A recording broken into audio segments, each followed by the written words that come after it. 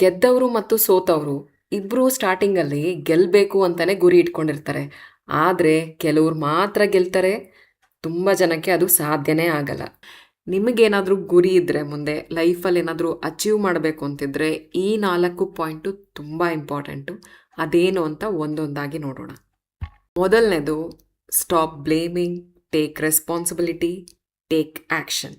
ಅಂದರೆ ಬೇರೆಯವ್ರನ್ನ ದೂರೋದನ್ನು ಮೊದಲು ನಿಲ್ಲಿಸ್ಬೇಕು, ಜವಾಬ್ದಾರಿನ ತಗೋಬೇಕು, ಕೆಲಸ ಮಾಡಬೇಕು. ಉದಾಹರಣೆಗೆ ಹೇಳೋದಾದರೆ, ಪ್ರತಿ ವರ್ಷ ತುಂಬ ಮಕ್ಕಳು ಡಾಕ್ಟರ್ ಆಗಬೇಕು ಅಂತ ಪ್ರಿಪೇರ್ ಆಗ್ತಿರ್ತಾರೆ. ಎಷ್ಟೊಂದು ಜನ ಮಕ್ಕಳಿಗೆ ಒಳ್ಳೆ ಕಾಲೇಜು, ಒಳ್ಳೆ ಟ್ಯೂಷನ್ಸು, ಬೇಕಾಗಿರೋ ಎಲ್ಲ ರೀತಿ ಫೆಸಿಲಿಟಿ, ಎಲ್ಲ ರೀತಿ ಸಪೋರ್ಟ್ ಎಲ್ಲ ಕೊಟ್ಟ ನಂತರನೂ ಕೂಡ ಸ್ಟೂಡೆಂಟ್ಸ್ ಅಚೀವ್ ಮಾಡಲ್ಲ, ಅವ್ರು ಅಂದ್ಕೊಂಡಿದ್ದ ಗುರಿನ ತಲುಪಲ್ಲ. ಆದರೆ ಹಳ್ಳಿಲಿ ಇದ್ಕೊಂಡು ಗೌರ್ಮೆಂಟ್ ಕಾಲೇಜಿಗೆ ಹೋಗಿ ಯಾವುದು ಟ್ಯೂಷನ್ಸಿಗೆ ಹೋಗ್ದಲೆ ಡಾಕ್ಟ್ರ್ ಆಗಿರೋಂಥ ಸಾಕಷ್ಟು ಮಕ್ಕಳಿದ್ದಾರೆ. ಇದು ಒಂದು ವರ್ಷದ ಕತೆ ಅಲ್ಲ, ಪ್ರತಿ ವರ್ಷ ಈ ರೀತಿ ಸಾಕಷ್ಟು ಉದಾಹರಣೆಗಳನ್ನು ನಮ್ಮ ಸುತ್ತಮುತ್ತ ನಾವು ನೋಡ್ಬೋದು. ಅಂದರೆ ನಮಗೆ ಎಲ್ಲ ರೀತಿ ಫೆಸಿಲಿಟಿ ಸಪೋರ್ಟ್ ಇದ್ದ ತಕ್ಷಣ ನಾವು ಅಚೀವ್ ಮಾಡೋದಕ್ಕಾಗತ್ತೆ ಅನ್ನೋದು ದೊಡ್ಡ ಸುಳ್ಳು. ಖಂಡಿತ ಅದರಿಂದ ಹೆಲ್ಪ್ ಆಗುತ್ತೆ. ಒಳ್ಳೆ ಕೋಚಿಂಗ್ ಇರ್ಬೋದು, ಒಳ್ಳೆ ಕಾಲೇಜ್ ಇರ್ಬೋದು, ಇದೆಲ್ಲ ಸಪೋರ್ಟ್ ಸಿಸ್ಟಮ್. ಆದರೆ ಕೊನೆಗೆ ಓದಬೇಕಾಗಿರೋದು, ಎಕ್ಸಾಮ್ ಬರೀಬೇಕಾಗಿರೋದು ಸ್ಟೂಡೆಂಟ್ ಅಲ್ವಾ? ತುಂಬ ಜನ ಏನು ಮಾಡ್ತಾರೆ ಅಂದರೆ ಬೇರೆಯವ್ರ ಮೇಲೆ ದೂರ್ತಾರೆ. ಅದು ಸರಿ ಇಲ್ಲ, ಇದು ಸರಿ ಇಲ್ಲ, ಅದಕ್ಕೆ ನನಗೆ ಮಾಡೋದಕ್ಕಾಗ್ತಾ ಇಲ್ಲ, ನಾನು ಅಚೀವ್ ಮಾಡೋದಕ್ಕಾಗ್ತಾ ಇಲ್ಲ, ನಾನು ಅಚೀವ್ ಮಾಡ್ದಲೇ ಇರೋದಕ್ಕೆ ಇದೆಲ್ಲ ಕಾರಣ ಅಂತ ಪೇರೆಂಟ್ಸ್ ಮೇಲೆ ದೂರ್ತಾರೆ, ಫೆಸಿಲಿಟೀಸ್ ಮೇಲೆ ದೂರ್ತಾರೆ, ಗೌರ್ಮೆಂಟ್ನ ದೂರೋರು ಇರ್ತಾರೆ. ಆ ಥರ ಸಾಕಷ್ಟು ಜನಗಳನ್ನ ನೀವು ನಿಮ್ಮ ಸುತ್ತಮುತ್ತ ನೋಡ್ಬೋದು. ಆದರೆ ಯಾವಾಗ ನಾವು ಬೇರೆಯವ್ರನ್ನ ದೂರ್ತೀವಿ, ನಮ್ಮ ಜವಾಬ್ದಾರಿನ ನಾವು ತಪ್ಪಿಸ್ಕೊಳ್ತೀವಿ. ಈ ರೀತಿ ಜನಗಳು ಯಾರು ಬೇರೆಯವ್ರನ್ನ ದೂರ್ತಾರೆ ಅಚೀವ್ ಮಾಡ್ದಲೇ ಇರೋದಕ್ಕೆ, ಅಂಥವರು ಜೀವನದಲ್ಲಿ ಯಾವತ್ತೂ ಏನನ್ನು ಅಚೀವ್ ಮಾಡೋದಕ್ಕೆ ಆಗೋದೇ ಇಲ್ಲ. ಯಾವುದೇ ದೊಡ್ಡ ಸಪೋರ್ಟ್ ಇಲ್ದಲೆ, ಫೆಸಿಲಿಟಿ ಇಲ್ದಲೆ ಬಡತನದಲ್ಲಿ ಎಷ್ಟೊಂದು ಮಕ್ಕಳು ಅಚೀವ್ ಮಾಡ್ತಾರೆ. ಪ್ರತಿ ವರ್ಷ ನೀವು ನೋಡ್ಬೋದು. ಅದು ಹೇಗಾಗತ್ತೆ ಅಂದರೆ ಅವರು ಬೇರೆಯವ್ರನ್ನ ಬ್ಲೇಮ್ ಮಾಡೋದನ್ನು ಸ್ಟಾಪ್ ಮಾಡ್ತಾರೆ, ಜವಾಬ್ದಾರಿನ ತಗೊಳ್ತಾರೆ, ದಾರಿನ ಹುಡುಕ್ತಾರೆ. ಹೇಗೆ ಒಂದು ನದಿ ಎಲ್ಲೋ ಬೆಟ್ಟದ ಮೇಲೆ ಕಾಡಿನ ಮಧ್ಯೆ ಸಣ್ಣದಾಗಿ ಹುಟ್ಟಿ ಅದು ಹರಿಯುವಾಗ ಎಷ್ಟೋ ದೊಡ್ಡ ದೊಡ್ಡ ಬಂಡೆಗಳು, ದೊಡ್ಡ ದೊಡ್ಡ ಮರಗಳು, ದೊಡ್ಡ ದೊಡ್ಡ ಬೆಟ್ಟನೇ ಅಡ್ಡ ಬಂದರೂ ಅದರ ದಾರಿ ಅದು ಮಾಡಿಕೊಂಡು ಮುಂದೆ ಹೋಗೋದನ್ನು ಬಿಡೋದಿಲ್ಲ. ಮುಂದೆ ಅದೊಂದಿನ ದೊಡ್ಡ ನದಿಯಾಗಿ ಹರಿದು ಸಮುದ್ರ ಸೇರ್ಕೊಳ್ಳುತ್ತೆ. ಅದು ತನ್ನ ಗುರಿನ ರೀಚ್ ಆಗೋದಕ್ಕೆ ಯಾವುದೇ ಅಡೆತಡೆ ಬಂದರೂ ನಿಲ್ಲೋದಿಲ್ಲ. ತನ್ನ ದಾರಿ ತಾನು ಮಾಡಿಕೊಂಡು ತನ್ನ ಪಾಡಿಗೆ ತಾನು ಹರಿತಾ ತನ್ನ ಗುರಿನ ತಲುಪುತ್ತೆ. ಅದನ್ನೇ ನಾವು ಮಾಡಬೇಕಾಗಿರೋದು. ನಾವು ಬೇರೆಯವ್ರ ಮೇಲೆ ಬ್ಲೇಮ್ ಮಾಡೋದಕ್ಕೆ ಶುರು ಮಾಡಿದ್ರೆ, ಇವ್ರನ್ನ ದೂರ್ತಾ ಇದ್ದರೆ ಖಂಡಿತ ಯಾವತ್ತೂ ನಾವು ನಮ್ಮ ಗುರಿನ ರೀಚ್ ಆಗೋದಕ್ಕೆ ಆಗೋದೇ ಇಲ್ಲ. ಯಾಕೆ ಜನಗಳು ದೂರ್ತಾರೆ ಅಂದರೆ ಅವರ ಕಂಫರ್ಟ್ ಝೋನಿಂದ ಹೊರಗಡೆ ಬರೋದಕ್ಕಾಗೋದಿಲ್ಲ. ಅಂದರೆ ಬೆಳಗ್ಗೆ ಬೇಗ ಎದ್ದು ಓದಬೇಕು, ಆದರೆ ನಿದ್ದೆ ಬರುತ್ತೆ, ಏನು ಮಾಡೋದು, ಮಲ್ಕೊಳ್ತಾರೆ, ಲೇಟಾಗಿ ಎದ್ದೇಳ್ತಾರೆ. ನಮ್ಮ ಗುರಿನ ರೀಚ್ ಆಗೋದಕ್ಕೆ ನಾವೇನು ಮಾಡಬೇಕಾಗಿತ್ತು ಅದನ್ನು ಬಿಟ್ಟು ನಮಗೇನು ಸುಲಭ, ನಮಗೇನು ಇಷ್ಟ ಅದನ್ನು ಮಾಡ್ತಾ ಕೂರೋದು. ಈ ಥರ ಆರಾಮಾಗಿ ಕಾಲ ಕಳೀತಾ ಇದ್ದರೆ ಯಾವತ್ತೂ ನಾವು ನಮ್ಮ ಗುರಿನ ತಲುಪೋದಕ್ಕಾಗೋದೇ ಇಲ್ಲ. ಹಾಗಾಗಿ ಮೊದಲನೇದೇನು, ಬೇರೆಯವ್ರ ಮೇಲೆ ಕಂಪ್ಲೇಂಟ್ ಹೇಳೋದನ್ನು ಸ್ಟಾಪ್ ಮಾಡಿ ಜವಾಬ್ದಾರಿನ ತಗೊಳ್ಳಿ, ಕೆಲಸ ಮಾಡಿ. 2ನೇ ಪಾಯಿಂಟ್, ಮೈಂಡ್ ಸೆಟ್, ಮನಸ್ಥಿತಿ. ಹೇಳ್ತಾರಲ್ಲ, ಮನಸ್ಥಿತಿ ಬದಲಾಗದೆ ಪರಿಸ್ಥಿತಿ ಬದಲಾಗಲ್ಲ ಅಂತ. ಆ ಥರ ನಾವು ನಮ್ಮ ಮನಸ್ಸಿನ ಶಕ್ತಿ ಏನಿದೆ ಅದನ್ನು ತುಂಬ ಅಂಡರ್ ಎಸ್ಟಿಮೇಟ್ ಮಾಡ್ತೀವಿ. ನಾವು ನಮ್ಮ ಮನಸ್ಸಿನ ಶಕ್ತಿನ ಕಡೆಗಣಿಸ್ತೀವಿ. ಆದರೆ ಅದರಿಂದ ಸಾಧ್ಯ ಆಗದ್ದು ಏನೂ ಇಲ್ಲ. ಮನಸ್ಸಿನ ಶಕ್ತಿ ಬಗ್ಗೆ ಸಾಕಷ್ಟು ಬುಕ್ಗಳು ಬಂದಿದೆ.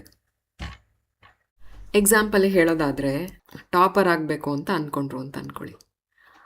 ಅಂದ್ಕೊಂಡಿದ್ದ ತಕ್ಷಣವೇ ಮನಸ್ಸಿಗೆ ಬರುತ್ತೆ, ನಾನೆಲ್ಲ ಆಗೋದಕ್ಕಾಗತ್ತೆ, ನಾನೆಲ್ಲ ಅಷ್ಟೊಂದು ಚೆನ್ನಾಗಿ ಓದ್ತೀನಿ, ನನ್ನ ಕೈಲಿ ಆಗೋದೇ ಇಲ್ಲ ಅಂತ. ಯಾವಾಗ ನೀವು ಆಗೋದೇ ಇಲ್ಲ ಅಂತ ನೀವು ನಮ್ಮ ಮನಸ್ಸಲ್ಲಿ ನಂಬ್ತೀರಾ, ಅದು ಯಾವ ಕಾರಣಕ್ಕೂ ಆಗೋದಕ್ಕೆ ಸಾಧ್ಯನೇ ಇಲ್ಲ. ಯಾಕಂದರೆ ಅದು ನಿಮ್ಮ ಮನಸ್ಸಿಗಿರುವಂಥ ಶಕ್ತಿ. ಅದನ್ನು ಮೀರಿ ನಾವು ಯಾವತ್ತೂ ಏನನ್ನು ಅಚೀವ್ ಮಾಡೋದಕ್ಕೆ ಆಗಲ್ಲ. ನನ್ನ ಕೈಲೆಲ್ಲಾಗತ್ತೆ, ನನಗೆ ಅಚೀವ್ ಮಾಡೋದಕ್ಕಾಗಲ್ಲ ಅಂತ ಅಂದ್ಕೊಂಡ್ವಿ ಅಂತ ಅಂದ್ಕೊಳ್ಳಿ. ಅಲ್ಲಿ ನಾವು ಪ್ರಯತ್ನ ಮಾಡೋದಕ್ಕಿಂತ ಮುಂಚೆನೇ ಸೋತಾಗಿದೆ. ಈಗ ಯಾರೇ ಸಪೋರ್ಟ್ ಮಾಡಿದ್ರು, ಯಾರೆಷ್ಟೇ ಹೆಲ್ಪ್ ಮಾಡಿದ್ರು, ಸಿಚುವೇಶನ್ ಯಾವ ಥರ ಇದ್ದರೂ ಖಂಡಿತ ಗೆಲ್ಲೋದಕ್ಕಾಗಲ್ಲ, ಅಚೀವ್ ಮಾಡೋದಕ್ಕೂ ಆಗಲ್ಲ. ಯಾಕಂದರೆ ಮನಸ್ಸು ಅದನ್ನು ನಂಬಿದೆ, ಅದೇ ರೀತಿ ಆಗೋ ಹಾಗೆ ಅದು ಮಾಡುತ್ತೆ. ಅದೇ ಎಷ್ಟೊಂದು ಸಾಧ್ಯ ಆಗ್ದಲೇ ಇರೋವಂಥ ಕೆಲಸಗಳನ್ನ ಎಷ್ಟೊಂದು ಜನ ಇಲ್ಲ ನಾನು ಮಾಡೇ ಮಾಡ್ತೀನಿ ಅಂತ ಅಂದ್ಕೊಂಡಿದ್ದು ಎಷ್ಟೊಂದು ಅಚೀವ್ ಮಾಡಿರೋವಂಥದ್ದು ಸಾವಿರಾರು ಉದಾಹರಣೆಗಳು ನಮ್ಮ ಮುಂದೆನೇ ಇದೆ ಅಲ್ವಾ? ಸಾಧ್ಯ ಅಂತ ಅಂದ್ಕೊಂಡ್ಮೇಲೆ ನಾವು ಪ್ರಯತ್ನ ಮಾಡ್ತೀವಿ. ಪ್ರಯತ್ನ ಮಾಡಿದ್ಮೇಲೆ ಮನಸ್ಸು ಗಟ್ಟಿಯಾಗಿ ನಾನು ಮಾಡೇ ಮಾಡ್ತೀನಿ ಅನ್ನೋ ನಂಬಿಕೆಯಲ್ಲಿದ್ದಾಗ ಯಾವುದೇ ಅಡೆತಡೆ ಬಂದರೂ ನಾವು ದಾರಿ ಹುಡುಕೊಂಡು ಮುಂದೆ ಹೋಗ್ತೀವಿ. ಉದಾಹರಣೆಗೆ ಸ್ವಲ್ಪ ವರ್ಷಗಳ ಹಿಂದೆ ಯಾರಾದರೂ ಗೋಡೆನ ತಳ್ಬೋದು ಅಂತ ಹೇಳಿದ್ರೆ ಅದು ಸಾಧ್ಯ ಆಗ್ದಲಿರೋ ಮಾತು ಅಂತ ನಗ್ತಾ ಇದ್ರು. ಆದರೆ ಈಗ ದೊಡ್ಡ ದೊಡ್ಡ ಬಿಲ್ಡಿಂಗ್ಗಳನ್ನು ಶಿಫ್ಟ್ ಮಾಡ್ತಾರೆ, ಒಂದು ಜಾಗದಿಂದ ಇನ್ನೊಂದು ಜಾಗಕ್ಕೆ ಶಿಫ್ಟ್ ಮಾಡ್ತಾರೆ. ಹೇಗೆ ಸಾಧ್ಯ ಆಯಿತು?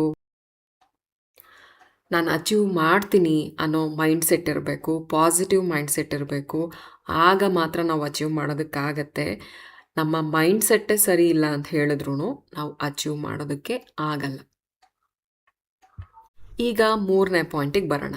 3ನೇ ಪಾಯಿಂಟ್ ಏನಂದರೆ ಸಿಸ್ಟಮ್. ಇದೇನಿದು ಸಿಸ್ಟಮ್ ಅಂತ ಅನ್ಕೋತಿದ್ದೀರಾ? ಸಿಸ್ಟಮ್ ಅಂತ ಹೇಳಿದ್ರೆ ಒಂದು ಸರಿಯಾದ ಎಕ್ಸಾಂಪಲ್ ಹೇಳ್ತೀನಿ ಕೇಳಿ. ಈಗ ಒಂದು ಕಾರ್ ಫ್ಯಾಕ್ಟ್ರಿ ಇದೆ ಅಂತ ಅಂದ್ಕೊಳ್ಳಿ. ಆ ಕಾರ್ ಫ್ಯಾಕ್ಟ್ರಿಯಲ್ಲಿ ಪ್ರತಿ ಸಲ ಹೊರಗೆ ಕಾರೇ ಬರುತ್ತೆ. ಒಂದು ಸಲ ಬೈಕ್ ಬಂದ್ಬಿಡ್ತಪ್ಪ, ಒಂದು ಸಲ ಆಟೋ ಬಂತು, ಒಂದು ಸಲ ಲಾರಿ ಬಂತು, ಅನ್ಎಕ್ಸ್ಪೆಕ್ಟೆಡ್ ಆಗಿ ಅಂತ ಹೇಳೋದಕ್ಕಾಗಲ್ಲ. ಪ್ರತಿ ಸಲನೂ ಒಂದು ಕಾರೇ ಆ ಕಾರ್ಖಾನೆಯಲ್ಲಿ ತಯಾರಾಗಿ ಹೊರಗಡೆ ಬರುತ್ತೆ. ಯಾಕೆ ಅಂತ ಹೇಳಿದ್ರೆ ಆ ಪೂರ್ತಿ ಫ್ಯಾಕ್ಟ್ರಿಯಲ್ಲಿರುವಂಥ ಸಿಸ್ಟಮ್ಮೇ ಅದು ಒಂದು ಕಾರ್ ತಯಾರಾಗೋದಕ್ಕೆ ಮಾಡಿರುವಂಥ ಸಿಸ್ಟಮ್. ಪ್ರತಿ ಸಲ ಕಾರೇ ಹೊರಗಡೆ ಬರುತ್ತೆ. ಇದನ್ನ ಇನ್ನೂ ಸರಿಯಾಗಿ ಅರ್ಥ ಆಗೋ ರೀತಿ ಹೇಳ್ತೀನಿ ನೋಡಿ. ಎಕ್ಸಾಂಪಲಿಗೆ ಒಬ್ಬರು ತೂಕ ಇಳಿಸ್ಬೇಕು ಅಂತ ಇದ್ದಾರೆ ಅಂತ ಅಂದ್ಕೊಳ್ಳಿ. ಅವರು ತಮ್ಮ ಊಟದ ಮೇಲೆ, ನಿದ್ದೆ ಮೇಲೆ, ವ್ಯಾಯಾಮದ ಮೇಲೆ ಪೂರ್ತಿಯಾಗಿ ಗಮನ ಕೊಟ್ಟು ಏನು ಮಾಡಬೇಕು ಅದನ್ನು ರೆಗ್ಯುಲರಾಗಿ ಮಾಡ್ತಾ ಇದ್ದರೆ ತೂಕ ತಂತಾನಾಗೆ ಇಳಿಯುತ್ತೆ. ಅಂದರೆ ಅವ್ರು ಅಂದ್ಕೊಂಡಿದ್ದನ್ನು ಅವ್ರು ಅಚೀವ್ ಮಾಡೋದು ಒಂದು ಸರಿಯಾದ ಸಿಸ್ಟಮ್. ಅಂದರೆ ಇಲ್ಲಿ ಏನು ಬಂತು? ಅವರ ಊಟ, ವ್ಯಾಯಾಮ ಮತ್ತು ಹೇಗಿರಬೇಕು ಹಾಗೆ ನಡ್ಕೊಂಡಾಗ ರಿಸಲ್ಟ್ ಅನ್ನೋದು ತಂತಾನಾಗೇ ಬರುತ್ತೆ. ಅದಕ್ಕೆ ನಾವು ಎಫರ್ಟ್ಸ್ ಹಾಕಬೇಕಾಗಿಲ್ಲ. ನಾವು ಪ್ರಾಮುಖ್ಯತೆ ಕೊಡಬೇಕಾಗಿರೋದು, ಇಂಪಾರ್ಟೆನ್ಸ್ ಕೊಡಬೇಕಾಗಿರೋದು ನಮ್ಮ ಸಿಸ್ಟಮ್ಗೆ. ಅಂದರೆ ಫೈನಲ್ ಗುರಿ ಏನಿದೆ ನಮ್ಮದು, ಅದ್ರ ಬಗ್ಗೆ ನಾವು ಜಾಸ್ತಿ ತಲೆ ಕೆಡಿಸ್ಕೊಳ್ಬೇಕಾಗಿಲ್ಲ. ನಾವು ಯೋಚನೆ ಮಾಡಬೇಕಾಗಿರೋದು ಸರಿಯಾದ ಸಿಸ್ಟಮ್ನ ಫಾಲೋ ಮಾಡೋದ್ರ ಬಗ್ಗೆ. ಹೀಗೆ ನೀವು ಏನನ್ನೇ ಅಚೀವ್ ಮಾಡಬೇಕಂದ್ರೂ ಅದಕ್ಕೊಂದು ಸಿಸ್ಟಮ್ ಇರುತ್ತೆ. ಆ ಸಿಸ್ಟಮ್ನ ನೀವು ಫಾಲೋ ಮಾಡಿದಾಗ ಈಸಿಯಾಗಿ ನೀವು ನಿಮ್ಮ ಗುರಿನ ತಲುಪ್ಬೋದು. ಆಗಲೇ ಹೇಳಿದ್ನಲ್ಲ ಕಾರ್ ಫ್ಯಾಕ್ಟ್ರಿ ಅಂತ. ಒಂದ್ಸಲ ಅದಾಗ್ಬಿಡುತ್ತೆ, ಒಂದ್ಸಲ ಇದಾಗ್ಬಿಡುತ್ತೆ ಅಂತಲ್ಲ. ಅಂದರೆ ಒಂದ್ಸಲ ಕಾರ್ ಬಂದ್ಬಿಡುತ್ತೆ, ಒಂದೊಂದು ಸಲ ಹೇಳೋಕ್ಕಾಗಲ್ಲ, ಬೈಕ್ ಬಂದರೂ ಬರ್ಬೋದು, ಆ ಥರ ಅಲ್ಲ. ಕರೆಕ್ಟಾಗಿರೋ ಸಿಸ್ಟಮ್ ಬಳಸಿದ್ರೆ ರಿಸಲ್ಟು ಅದೇ ಬರುತ್ತೆ, ವ್ಯತ್ಯಾಸ ಆಗಲ್ಲ. ಹಾಗಾಗಿ ಇದು ತುಂಬ ಇಂಪಾರ್ಟೆಂಟ್ ಪಾಯಿಂಟ್. ಇದು ಕೊನೆ ಪಾಯಿಂಟ್, 4ನೇ ಪಾಯಿಂಟ್. 4ನೇ ಪಾಯಿಂಟ್ ಏನಂದರೆ, ಸಿಸ್ಟಮ್ ಮಾಡಿದ ತಕ್ಷಣ ಸಾಕಾಗತ್ತಾ? ನಾನಿವಾಗ ತೂಕ ಇಳಿಸ್ಬೇಕು ಅಂತ ಹೇಳಿದ್ರೆ ನಾಳೆಯಿಂದ ಇಷ್ಟು ಊಟ ಮಾಡ್ತೀನಿ, ಬೆಳಗ್ಗೆ ಎದ್ದು ಇಷ್ಟು ವಾಕ್ ಮಾಡ್ತೀನಿ, ಇಷ್ಟು ಎಕ್ಸಸೈಸ್. ಆ ಸಿಸ್ಟಮ್ನ ನಾನು ಡಿಸೈನ್ ಮಾಡಿ 1 ದಿನ 2 ದಿನ ಫಾಲೋ ಮಾಡಿದೆ, ಅದಾದಮೇಲೆ ಮತ್ತೆ ಮಾಡಲಿಲ್ಲ ಅಂದರೆ ಆಗುತ್ತಾ? ಅಥವಾ ವಾರಕ್ಕೂ 2 ದಿನ ಮಾಡಿದೆ, ಆಮೇಲೆ ಬೇರೆ ಏನೇನೋ ತಿಂದೆ ಅಂದರೆ ಆಗುತ್ತಾ? ಆಗಲ್ಲ. ನಾವು ಏನು ಡಿಸೈಡ್ ಮಾಡ್ತೀವಿ ಅದನ್ನು ಕನ್ಸಿಸ್ಟೆಂಟಾಗಿ, ಅಂದರೆ ಪ್ರತಿದಿನ ಮಿಸ್ ಮಾಡದೆ ಮಾಡ್ತಾ ಹೋಗಬೇಕು, ಅದನ್ನು ಫಾಲೋ ಮಾಡಬೇಕು. ಆಗ ನೀವು ಎಂಥದೇ ದೊಡ್ಡ ಗುರಿ ಇಟ್ಕೊಳ್ಳಿ, ಅದು ಖಂಡಿತ ಆಗತ್ತೆ. ಈ 4 ಪಾಯಿಂಟ್ ಇದ್ದರೆ ಸಾಕು, ನೀವು ಎಂಥ ದೊಡ್ಡ ಗುರಿ ಬೇಕಾದರೂ ಅಚೀವ್ ಮಾಡ್ಬೋದು. ಯಾವ್ಯಾವ ಪಾಯಿಂಟು ಇನ್ನೊಂದು ಸಲ ನೋಡೋಣ. ಮೊದಲನೇ ಪಾಯಿಂಟ್ ಏನು? ಬೇರೆಯವ್ರನ್ನ ದೂರೋದನ್ನು ಸ್ಟಾಪ್ ಮಾಡಬೇಕು, ಜವಾಬ್ದಾರಿ ತಗೊಳ್ಬೇಕು, ಕೆಲಸ ಮಾಡಬೇಕು.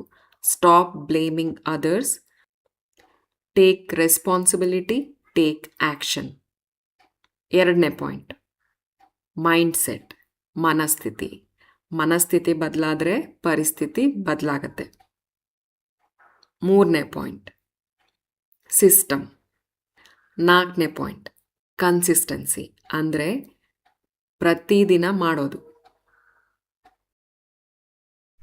ವಿಡಿಯೋ ಹೇಗನ್ನಿಸ್ತು ಕಮೆಂಟ್ ಮಾಡಿ ತಿಳಿಸಿ. ವಿಡಿಯೋ ಇಷ್ಟ ಆಗಿದ್ರೆ ಲೈಕ್ ಮಾಡಿ, ನಿಮ್ಮ ಫ್ರೆಂಡ್ಸ್ಗೂ ಶೇರ್ ಮಾಡಿ. ವಿಡಿಯೋ ನೋಡಿದ್ದಕ್ಕೆ ಧನ್ಯವಾದಗಳು.